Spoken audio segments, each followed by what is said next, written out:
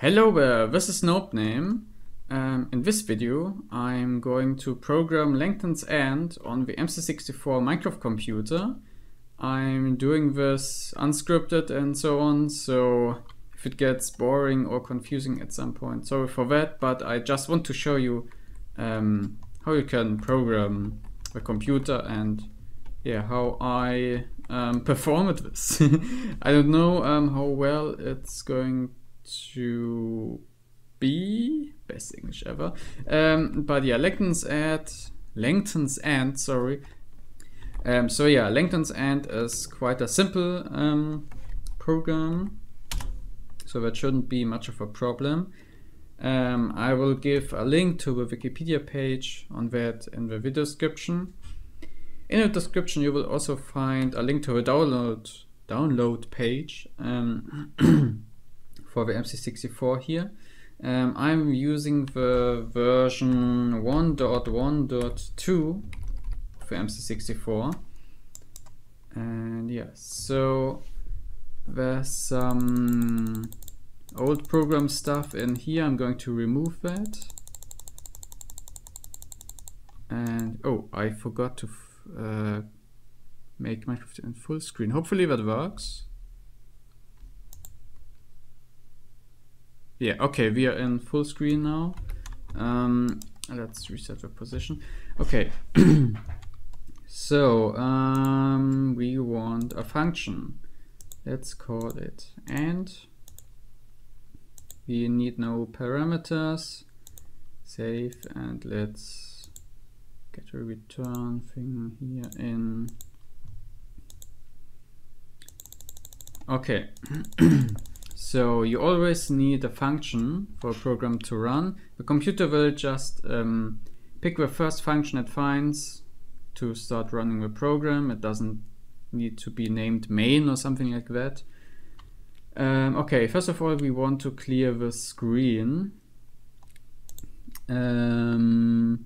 GPU clear value 0, which is white.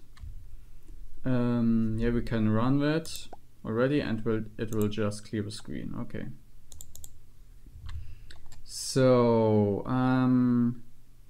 we need the AND. We have to store the position in X and Y, and we have to store the current rotation. That means we need 3 variables. X, Y, and R for rotation, and at the beginning let's set X to, so the whole screen is 128 by 128 pixels wide. So it should start in the middle. That's 64 or 63. Let's choose 64. And Y is the same as X. Oops. And the rotation at the beginning is 0. All local variables are initialized with a value 0, so we don't have to do that. Okay, we can do the while loop now. Oh no, because in this version of MC64 you cannot check which color a certain pixel has, so we have to use the memory, IO mem, and where we have to store the color for every pixel on the screen, black or white, 0 or 1, or the other way around, I don't know. And yeah, where we check if the color at the position of the AND is black or white, and when we make the decisions to turn left or right and change the color, and then we draw that on the screen. Okay, so the memory is not cleared at the startup of the program, so we have to do that manually, and we will just put in 0. Oh wait, we want to put the value 0 in the memory, but we want a 128 by 128 chunk of memory. And now I forgot, I think the address is 128.128.16, I guess. I fucked up anyways, so let's just put everything here and clear it.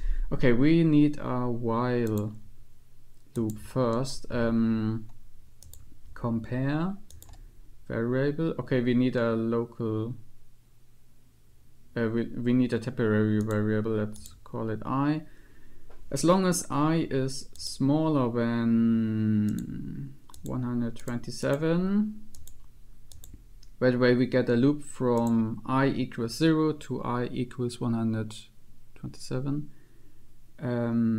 But yeah, we have to declare it I, and we also need j, because we will have 2 while loops, one in another. While j is smaller than 127, while end. So both of these variables start with 0, but after the inner while loop finished running the first time, j is 100. Of course we have to increment it. With every loop it will increment from 0 to 128, and when it reaches 128 it will end, because it didn't because then it doesn't match the condition anymore. But j will stay it will value 128. So before running it again, we have to set j to 0 again. And we have to increment I as well. Okay, so now we can do the memory stuff in here.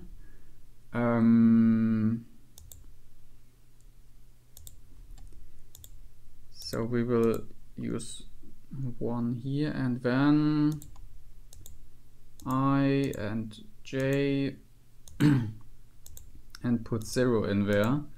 And yeah, let's run it.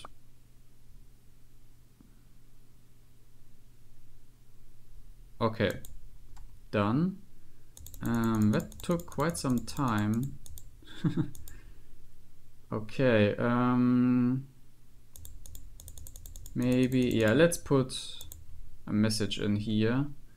Print string loading.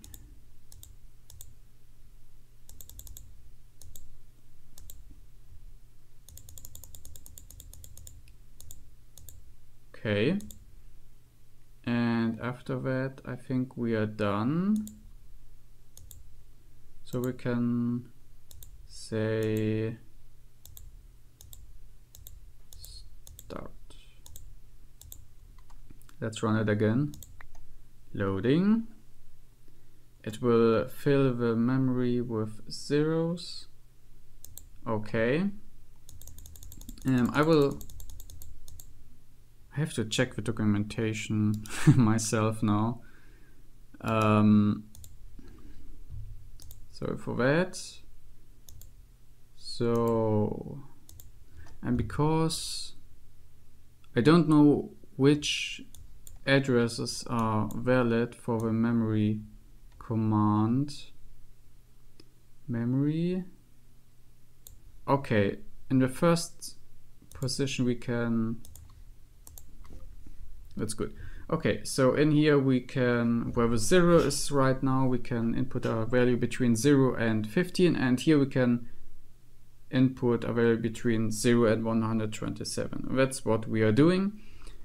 So it's basically a three-dimensional array, the memory, and we are choosing, in the first dimension we are choosing coordinate 0, and there we then have a plane representing the screen 128 by 128. We are filling it with 0, and later we will manipulate those values, switching between 0 and 1, representing black and white for the end. Okay, so now we need the actual loop. We can just use I again, as long as I is smaller than, let's start with 1000, but then we have to set I to 0 again, because from the previous loop it was set to 128. Okay, and the while loop here. Okay, so in here it will be the actual code. So what should we do? Okay, so the end checks at the current position the color of a pixel. Since, as I said before, we cannot check the actual color on the screen, we have to use the representation and the memory. Okay, so we need to get the value at the current position in memory. IO_mem. So the first position is always 0. Now use X and Y of the end and store it in, let's use J, because it's unused right now. It's just a temporary storage for a current value at this memory position. And we now need an if statement. If J equals 0, let's say 0 is white, because we filled the array with zeros and the screen is white at the beginning, so 0 means white. Let's write a comment so I don't get confused. White. And else it's black, because we only have zeros and ones. And now we need if and, so that's our if statement. Let's put the space in here. Okay, so if the current pixel is white, rotate 90 degrees to the right. The direction, let's say 0 is up, 1 is right, 2 is down, and 3 is left. So if we turn to the right, we increment by 1. Direction or rotation was R, so that's R plus plus. But if we hit the value 4, we actually want a 0 again, which is up. So we have to do R modular. I don't know how to pronounce it in English, but this thing 4. So we will always stay in a range from 0 to 3. Okay, so now we have a new rotation. And the current pixel is white and we want to set it to black now. That means first of all we have to change the value in the current memory slot, X and Y. Okay, and we want to set it to 1, which represents black. And now we want to set the actual pixel on the screen. GPU pixel at position X, Y, and set it to black, which is number 15. The colors go from 0, which is white, to 15, which is black, and it's basically the wool blocks.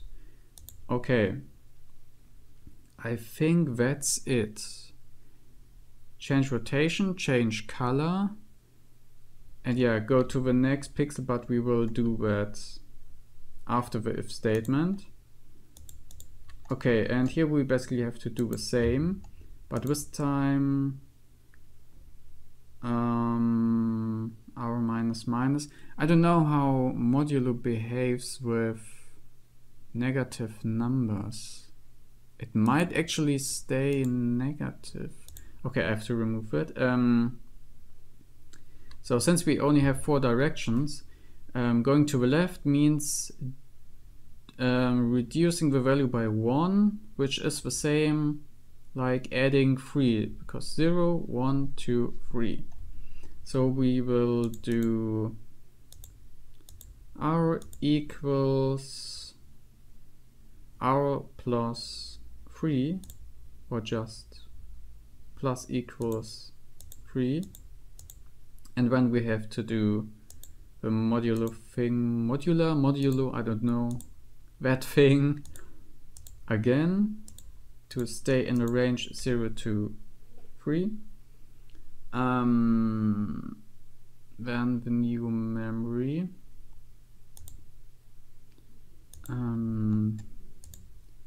0, X, Y, and this time 0 for white. Yes, the current pixel is black and we set it to white. And now we have to set the actual pixel on the screen. GPU pixel at position X, Y, set it to 0 for white. Okay, now we have to move the end depending on the current location, the current rotation. Yeah, I'll just do another if statement.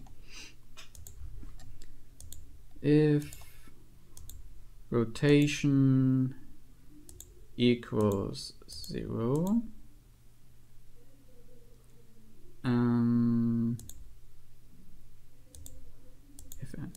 if rotation equals 1, oops, okay, and I will just write the structure of the whole if statement first.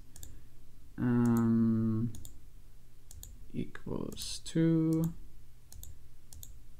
and oops, no, if rotation equals 3. Yes, yes, okay. Let's see. Do I have a return at the end? Yes, I have.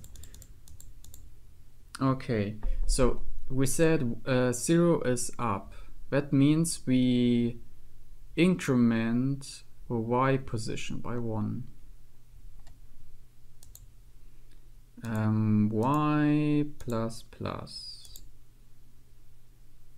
Okay. 1 is to the right, which means X plus plus. So we increment X by 1. 2 is down.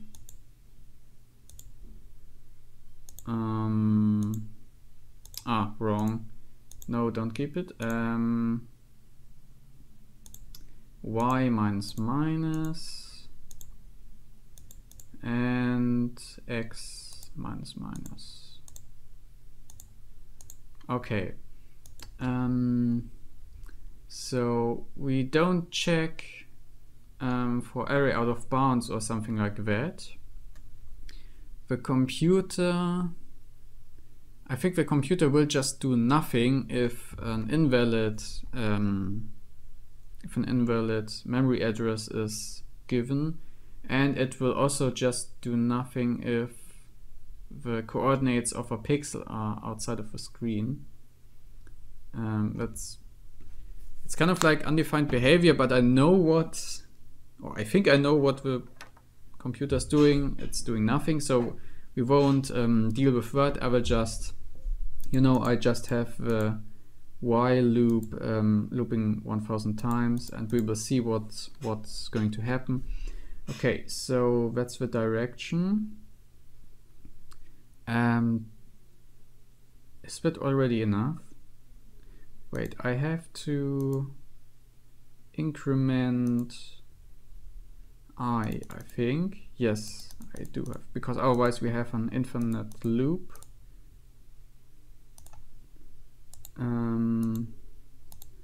I++, yes, and let's run it in debug mode, because in case we have an infinite loop, I can stop a program, because if you click on run here, it will tell you if you have a while loop, an infinite while loop with no wait command in there, Minecraft will freeze. So let's use that, load,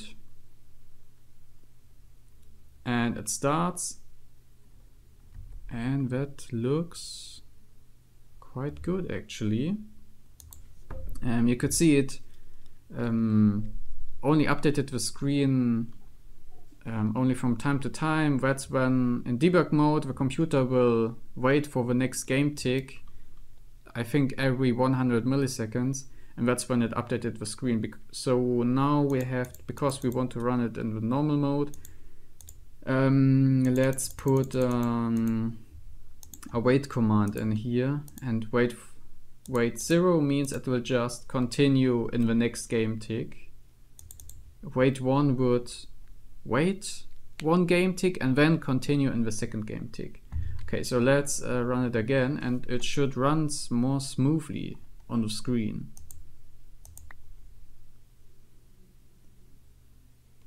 So it's filling the array, and yes,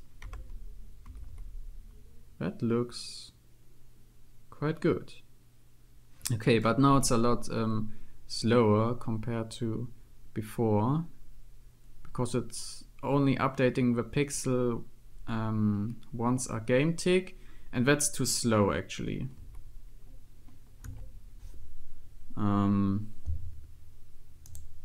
Oops. Yeah, I think it's correct. So I'm going outside of a Minecraft screen. Okay, that takes too much time, so let's stop the program. You can do that by throwing the item using Q by default. No, Q is not. Is Q on the keyboard the default for throwing an item? I don't know. Okay, so we don't want that at the end here. Let's remove that again. Let's run it in debug mode once again.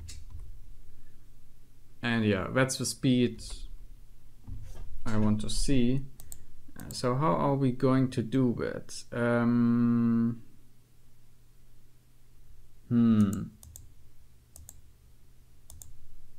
Oops.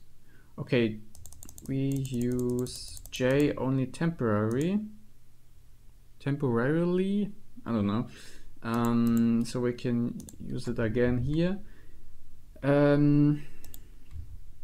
Let's do it like that. J equals the value of I, which is the incrementing value for the while loop, and we make modulo let's say 100, and if J equals 0, then wait for the next tick. That should work. Loading. Okay. Since the loop only loops 1000 times, I can risk running in normal mode.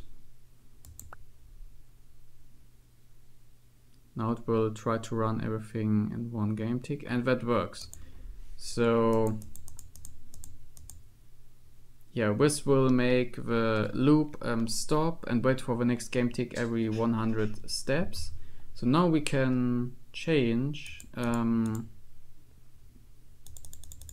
this condition, edit while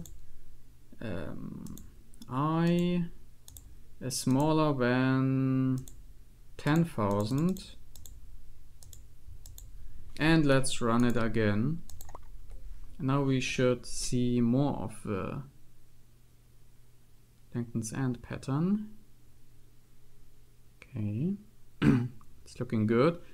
At some point it should start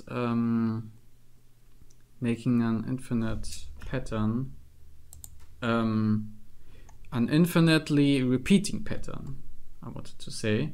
Okay, but we need more steps for that. Edit while I is smaller than 100,000, and let's run it again. Okay, so it's loading and it started. Hopefully I made it correct, so it should at some point start repeating itself. There we go, it works. Okay, and you can see it's still running, but it doesn't draw any pixels anymore. It also it gets no value from the memory anymore because it's out of bounds. We didn't do anything about it, but we don't care because, well, the computer doesn't crash or anything. There's no memory leak, so we can just do that. Okay, let's stop the program, and that's it. Langton's end on the MC64 Minecraft computer. I hope you enjoyed this, and I hope you didn't fall asleep. Alright, yeah, if you want to try it out for yourself, there's a download link in the description for the computer. You have to write the program for yourself. Yeah, have fun, see you next time, bye!